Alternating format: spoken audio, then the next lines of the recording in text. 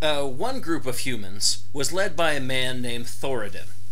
They were called the Arathi tribe, and Thoradin gets a plan to unite all the nations of humans by conquering them and declaring himself ruler. He calls this new country the nation of Arathor, with its capital of Strom. Meanwhile, Dathramar, the leader of the Highborn Elves, is killed, leaving Anastarian Sunstrider in charge. He and the remaining elves form an alliance of sorts to team up against the trolls. The humans send 100 soldiers to be trained in arcane magics by the elves. They master it fairly quickly. However, the elves don't actually learn to be warriors until Cataclysm, so that was a fair trade. So they all meet up in Alterac, and the trolls show up, presumably because they were invited, and the mages then come out of hiding and prevent the trolls from being able to regenerate, and the humans then put a stop to the troll empire. It's a big loss for trolls everywhere, but rather than rejoining the nation of Arathor, the human mages decide to form their own nation, called Dalaran. Thoradin is pissed, but ultimately unable to stop them, and then he dies. And the nation of Arathor splits up into a bunch of different human nations. Now the Qiraji, after getting their butts handed to them by the trolls, journeyed down to Silithus. In a place called Qiraji, which is where the Titans locked up Cthulhu, an old god. And in Qiraji, the Silithids multiplied and multiplied, determined to destroy everyone on Kalimdor.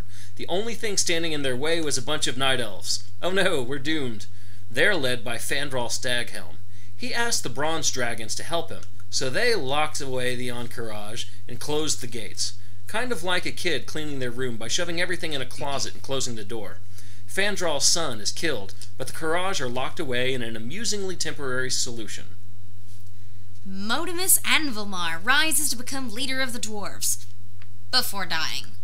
This left 3 clans to fight over control of Ironforge, the dwarf city.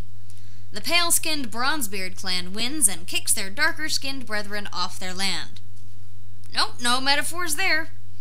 So the Wildhammer clan travels east and founds a city called Grim Batol. Meanwhile, the Dark Iron dwarves head south and found a city called Thorasan. Until Sorcerer Thane Thorasan decides to attack both Ironforge and Grim Batol at once. After all, he couldn't beat them when they stood closer together, so why shouldn't he be able to beat them when they're miles apart? The Bronzebeards easily beat back the Dark Irons.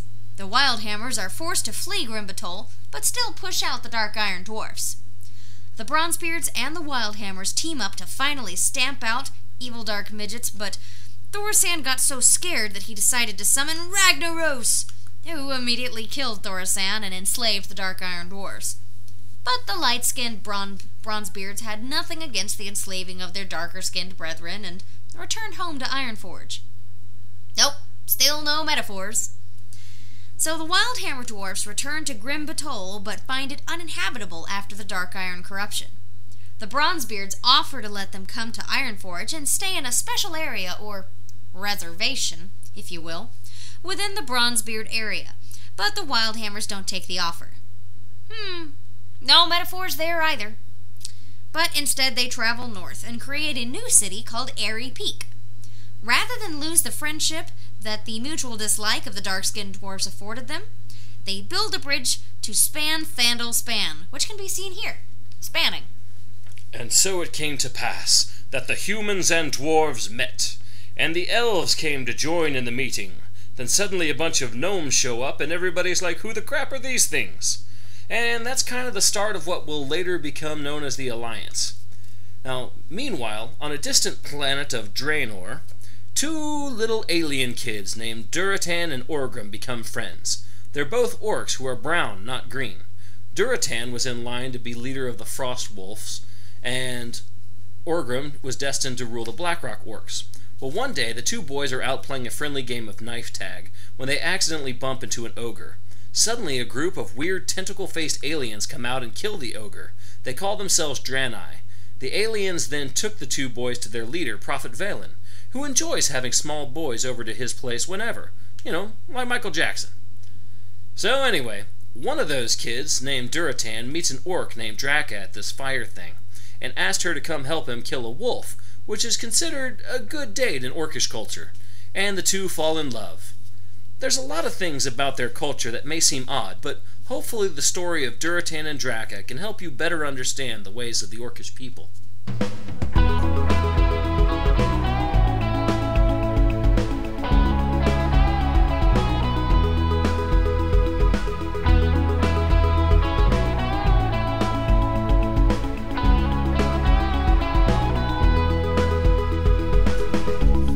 Strangers to love, until I saw you across the fire. Your eyes pierced me like a talbot's horns. I thought I'd drawn your ire.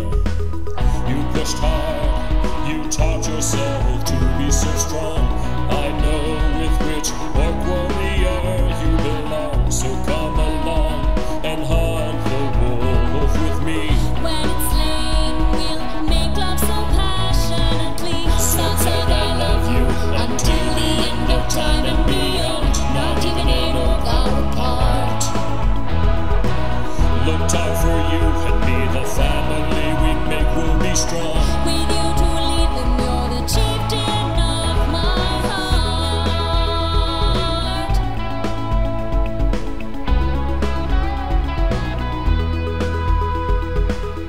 You know what I find funny is that you put three night elves together and they get this whole love triangle with Kate Chew Sawyer or Jack thing going on. Three orcs together, you get no triangle, orc sex, dead wolf, and blood brothers.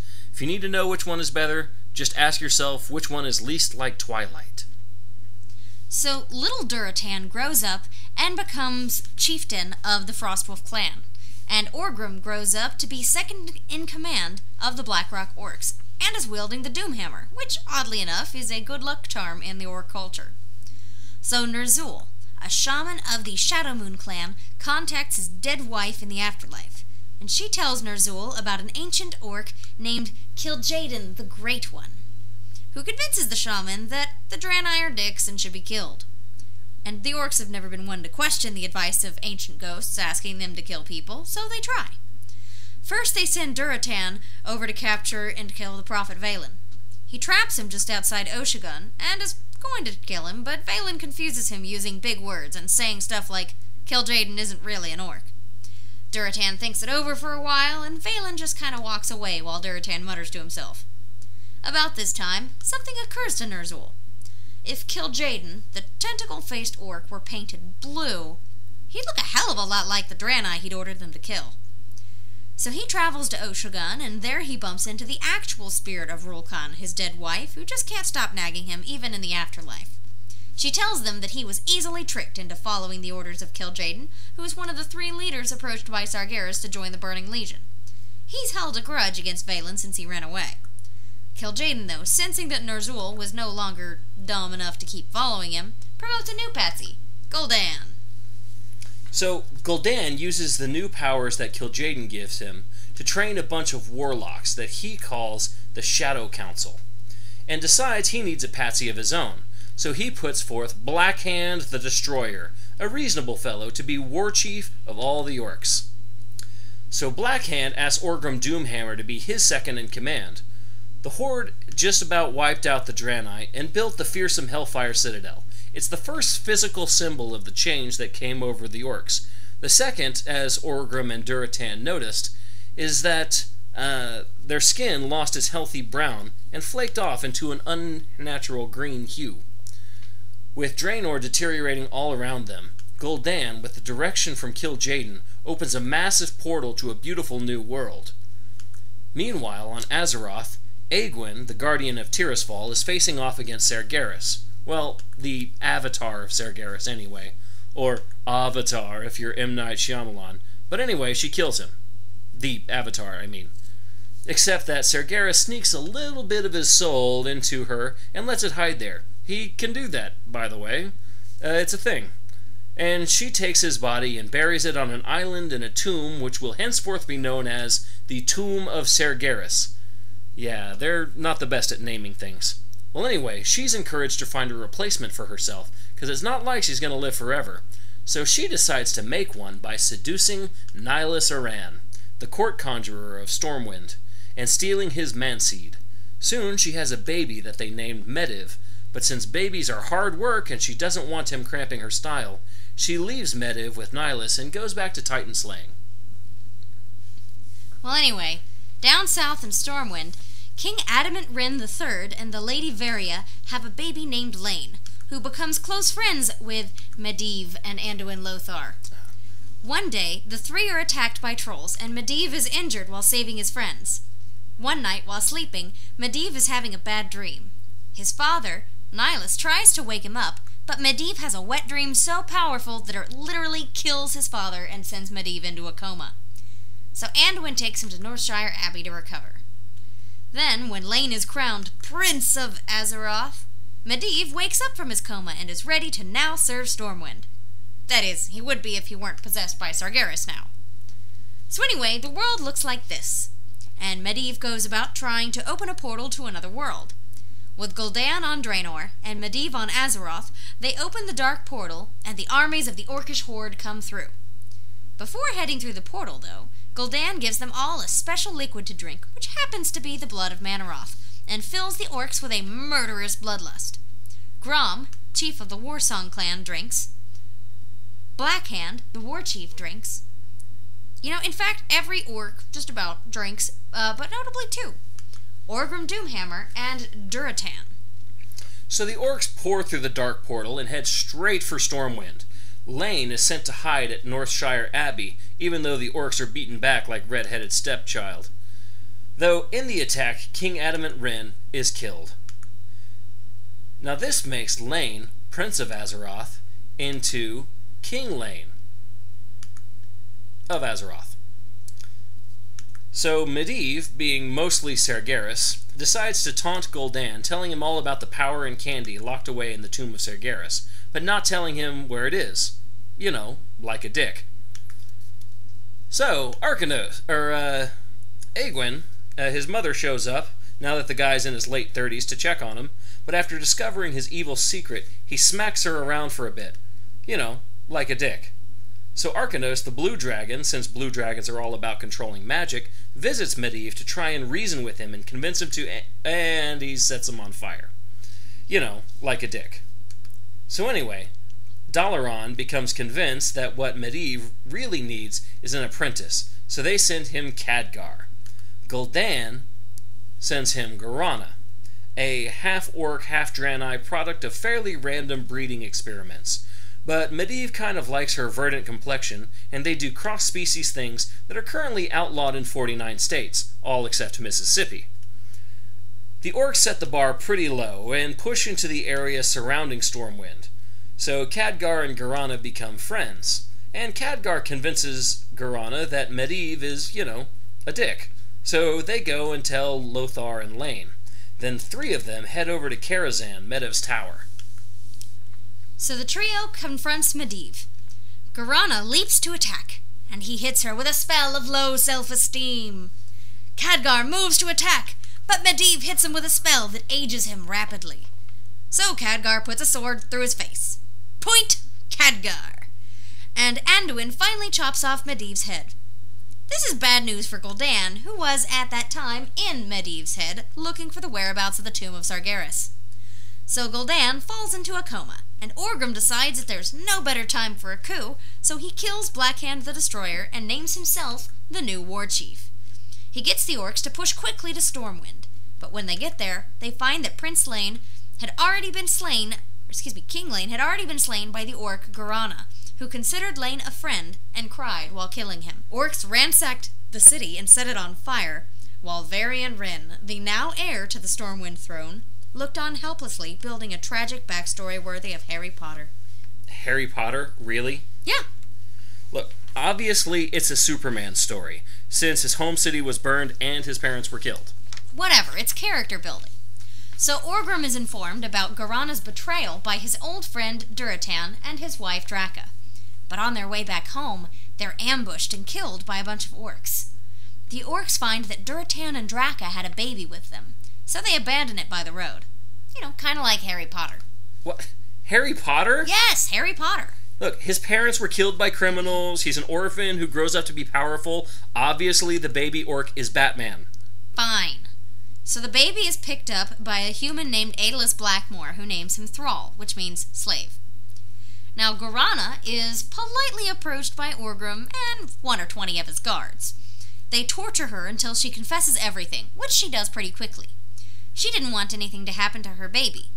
You see, she was pregnant with Medivh's child, who she would name Medan.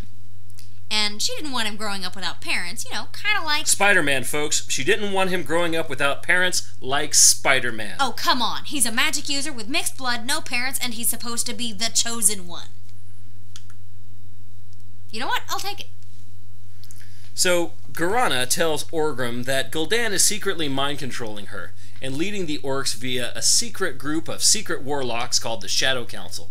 So Orgrim goes to have some painful words with the Shadow Council. He slaughters them all. Then he goes to get Gul'dan, who is conveniently in a coma. Orgrim approaches and Gul'dan wakes up. He begs for his life in exchange for servitude to Orgrim. Orgrim agrees, but no sooner had he left, but Gul'dan resurrects the Shadow Council into the bodies of the fallen humans, calling the new zombie warlock human orcs Death Knights. Terran Gorefiend is one such lucky orc.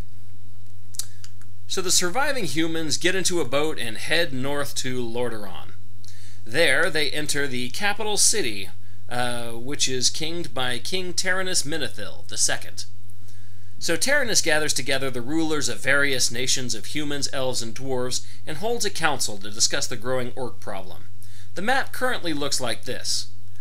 At the council meeting is Taranis himself, Anduin Lothar, Thoros Trollbane of Stromgarde, Gen Greymane of Gilneas, Archmage Antonidas from Dalaran, Admiral Dalen Proudmoore of Kultiris, and Aiden Perinold of Alterac. Alonsis Fowl represents the church, and Bran's Bronzebeard comes to tell them that the orcs have trapped all the dwarves in Ironforge, except for him. And Ilaria Windrunner of the Elves brings a token force, and together they've formed an alliance to stand against the orcs. However, Orgrim is also recruiting. He gathers together the forces of Gul'dan and his Death Knights, all the various orc clans. The ogres join them, but mostly for the food. Trolls grace the orcs with their awesome presence, and goblins decide to help out as well. And this group is called the Horde.